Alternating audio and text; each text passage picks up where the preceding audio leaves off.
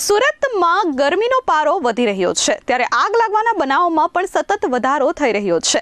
સુરતના દિલ્હી ગેટ વિસ્તારમાં આવેલી હોટેલમાં ભયાનક આગ લાગી હતી। વિકરાળ આગને પગલે અફરાતફરી મચી ગઈ હતી। દિલ્હી ગેટ પાસે આવેલી ડાયમંડ પ્લાઝા હોટેલમાં 5મા માળે કિચનમાં આગ લાગી હતી। ગેસ લીકેજના કારણે આગ લાગી હોવાનું અનુમાન હાલ સેવવામાં આવી રહ્યું છે। વિકરાળ આગને પગલે અફરાતફરી મચી હતી। જો કે આગની ઘટનાની જાણ થતાં જ ફાયર વિભાગની ટીમ ઘટના સ્થળે પહોંચી હતી અને વિકરાળ આગ પર પાણીનો મારો ચલાવી આગને કાબૂમાં લીધી હતી। આ વિકરાળ આગને પગલે 5મા માળે મોટું નુકસાન થયું છે। તમામ સામાન બળીને ખાખ થઈ ગયો હતો।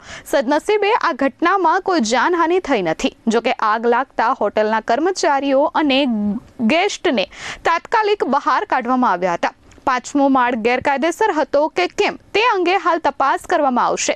ફાયર સેફટી હતી કે નહીં, ઇમરજન્સી એક્ઝિટ હોટલમાં હતું કે નહીં તે અંગે પણ હાલ તપાસ શરૂ કરવામાં આવી છે।